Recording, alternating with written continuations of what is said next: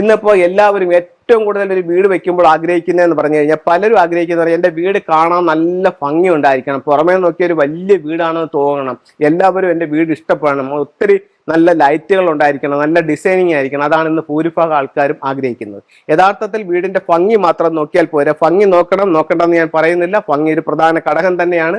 അതിനോടൊപ്പം തന്നെ ഈ വീട് നമുക്ക് എല്ലാ സൗഭാഗ്യങ്ങളും തരുന്നുണ്ടോ, ഈ വീട് നമുക്ക് സാമ്പത്തികമായിട്ട് അഭിവൃദ്ധി തരുന്നുണ്ടോ, നമുക്ക് ആരോഗ്യം തരുന്നുണ്ടോ, നമുക്ക് തൊഴിൽപരമായിട്ടുള്ള നേട്ടങ്ങൾ തരുന്നുണ്ടോ എന്നൊക്കെ നമ്മൾ നോക്കണം. എപ്പോൾ ചോദിക്കും ഒരു വീടാണോ നമുക്ക് ഇതെല്ലാം തരുന്നതെന്ന്? യാതൊരു സംശയവുമില്ല, ഒരു വീടാണ് നമുക്ക് ഈ സൗഭാഗ്യങ്ങളെല്ലാം തരുന്നത്. വീടിന്റെ ഓരോ ദിക്കുകളും ഓരോ സൗഭാഗ്യങ്ങളാണ്. തെക്ക് കിഴക്ക് ഭാഗം ഒരു വീടിനെ സംബന്ധിച്ചിടത്തോളം സമ്പത്തിന്റെ ദിക്കാണെങ്കിൽ വടക്ക് തൊഴിലിന്റെ ദിക്കാണ്. അതേസമയം തെക്ക് പടിഞ്ഞാറാണെങ്കിലോ ഗൃഹനാഥനും ഗൃഹനാഥയും തമ്മിലുള്ള ഐക്യത്തിന്റെ ദിക്കാണ്. അതേസമയം ഒരു വീടിന്റെ വടക്ക് പടിഞ്ഞാറ് എന്ന് പറഞ്ഞാൽ ആ വീടിന്റെ നെടുന്തൂണായ ഗൃഹനാഥന്റെ ദിക്കാണ്. ഈ ഓരോ ദിക്കുകളും ഓരോ സൗഭാഗ്യങ്ങളാണ്. അപ്പൊ ആ വീട് നമുക്ക് അതിൻ്റെതായിട്ടുള്ള രീതിയിൽ നമ്മൾ വെക്കുകയാണെന്നുണ്ടെങ്കിൽ അതിൻ്റെതായിട്ടുള്ള ഒരു പ്രോസ്പെരിറ്റി തരും. അപ്പോൾ ഒരു വീട് വെക്കുമ്പോൾ നമ്മൾ ആദ്യം ശ്രദ്ധിക്കേണ്ടതെന്ന് പറഞ്ഞു കഴിഞ്ഞാൽ വീട് ഒന്നുകിൽ സ്ക്വയർ ആയിരിക്കണം, അല്ലെങ്കിൽ റെക്ടാംഗിൾ ആയിരിക്കണം.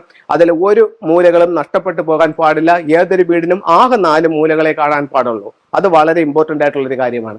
അതുപോലെ തന്നെ നമ്മളിപ്പോൾ ഇന്ന് വിൽക്കുന്ന പല വീടുകളിലും കണ്ടുവരുന്ന ഒരു കാര്യം എന്ന് പറഞ്ഞു കഴിഞ്ഞാൽ വീടിന്റെ തെക്ക് വശമോ വടക്ക് വശമോ ഒരു മിസ്സിംഗ് ഏരിയ ആയിട്ട് കണക്കാക്കുകയും അവിടെ നമുക്കൊരു പോണ്ട് കൊടുക്കുകയോ അല്ലെങ്കിൽ ഒരു പ്ലാന്റ് കൊടുക്കുകയോ ചെയ്തിട്ട് അതിനൊരു മിസ്സിംഗ് ഏരിയ ആയിട്ട് കണക്കാക്കുന്ന ഒരു പ്രവണത പല പുതിയ വീടുകളിലും കണ്ടുവരുന്നുണ്ട്. അത് ഒട്ടും നല്ലതല്ല. കാരണം എന്തെന്ന് പറഞ്ഞു കഴിഞ്ഞാൽ 5 എലമെന്റ്സിന്റെ ഒരു ബാലൻസിങ് ആണ് ഫെങ്ഷു എന്ന് പറയുന്നത്. അത് water, wood, metal, earth, fire, ഇതാണ് 5 എലമെന്റ്സ്. ഇത് വീടിന്റെ 9 ഭാഗങ്ങളിലായിട്ട് വരും. 8 ദിക്കുകളിലും ബ്രഹ്മസ്ഥാനത്തിലായിട്ട് ഈ 5 എലമെന്റ്സ് വരുന്നുണ്ട്.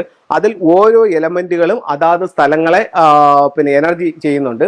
അപ്പൊ അങ്ങനെ നോക്കുമ്പോൾ ഒരു വീടിന്റെ നോർത്ത് ഭാഗത്ത് വരുന്ന എലമെന്റ് വാട്ടർ എലമെന്റ് ആണ്. ഈ 9 സ്ഥലങ്ങളിൽ ഒരു സ്ഥലത്ത് മാത്രമേ ഈ വാട്ടർ എലമെന്റ് വരുന്നുള്ളൂ. അപ്പോൾ ഒരു വീട്ടിന്റെ നോർത്ത് മിസ്സിംഗ് ആവുക എന്ന് വെച്ച് കഴിഞ്ഞാൽ ആ വീട്ടിന്റെ ഒരു എലമെന്റ് നഷ്ടപ്പെട്ടു പോയി. അതേപോലെ തന്നെ സൗത്തിൽ മാത്രമേ 8 ദിക്കിലും ബ്രഹ്മസ്ഥാനം ഉള്ളതിൽ സൗത്തിൽ മാത്രമേ ഫയർ എലമെന്റ് വരുന്നുള്ളൂ. ഫയർ എലമെന്റ് ഒരു വീടിന്റെ സൗത്ത് മിസ്സിംഗ് ആയി പോയി കഴിഞ്ഞാൽ ആ വീടിന്റെ ബാലൻസ് തെറ്റും. നോർത്ത് മിസ്സിംഗ് ആയി പോയി കഴിഞ്ഞാൽ ആ വീടിന്റെ ബാലൻസ് തെറ്റും.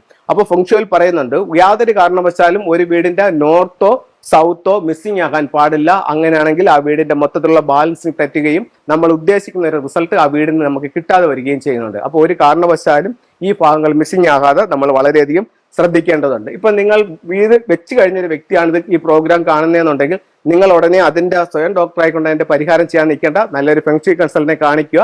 കാണിച്ചതിന് ശേഷം അതിന് വേണ്ടുന്ന കാര്യങ്ങൾ ചെയ്യുക. ഇന്ന് നിങ്ങളുടെ നോർത്താണ് നിങ്ങൾക്ക് മിസ്സിംഗ് ആയിട്ടുണ്ടെന്നുണ്ടെങ്കിൽ നിങ്ങൾക്ക് തൊഴിൽപരമായിട്ട് ബുദ്ധിമുട്ടുകൾ ഉണ്ടാക്കുന്നുണ്ടായിരിക്കും. സൗത്ത് ആണ് മിസ്സിംഗ് ആയിട്ടുണ്ടെന്നുണ്ടെങ്കിൽ നിങ്ങൾ ജീവിതത്തിൽ ദുഷ്പേരുകൾ കേൾക്കാനായിട്ടുള്ള സാഹചര്യം നിങ്ങളുടെ ജീവിതത്തിൽ ഉണ്ടാവുന്നുണ്ടായിരിക്കും.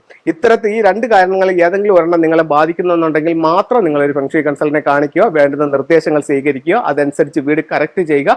ഈ പ്രശ്നങ്ങളെ നിന്നും അതിജീവിച്ച് മുന്നോട്ട് പോകാനായിട്ട് ഫെങ്ഷുയിലൂടെ നിങ്ങൾക്ക് സാധിക്കുന്നതാണ്. ഫെങ്ഷുയിലെ ചില ടൂളുകളും കൂടെ നമുക്ക് നിങ്ങളെ പരിചയപ്പെടുത്താം.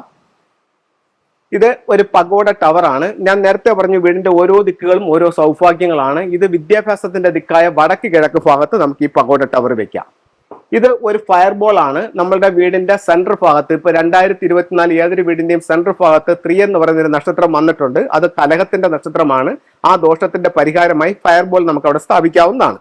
അത് കഴിഞ്ഞിട്ട് നമുക്ക് അടുത്തൊരു ടൂൾ എന്ന് പറയുന്നത് ബ്ലൂ റൈനോ എലിഫന്റ് ആണ്. ഇത് നമ്മളെ മറ്റുള്ള ആൾ ചീറ്റ് ചെയ്യാതിരിക്കാനും നമ്മളിൽ നിന്ന് വാങ്ങിച്ചു കൊണ്ടുപോയ പൈസ നമ്മളിലേക്ക് തിരികെ കൊണ്ട് തരാനും ഒക്കെ വീടിന്റെ 2024 വീടിന്റെ സൗത്ത് ഭാഗത്ത് പുറത്തോട്ട് നോക്കി ബ്ലൂ റൈനോ എലിഫന്റ് സ്റ്റാച്യു വെക്കാവുന്നതാണ്. ഇതിൽ വേറെ കുറെ അഡ്വാൻസ് തിയറികളുണ്ട്.